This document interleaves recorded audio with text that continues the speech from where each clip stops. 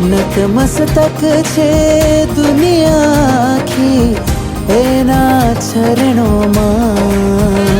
સહુ ચાલો ગુરુ ભક્તિ કરવા. એના ચરણોમાં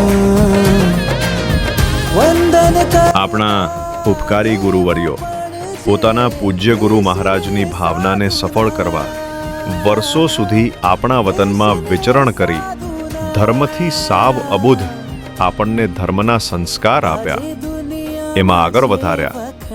એ પૂજ્ય ગુરુ ભગવંતો સપરિવાર મુંબઈ ભિવંડી મુકામે સંયમ જીવનમાં સહુ પ્રથમ વખત પધારી રહ્યા છે.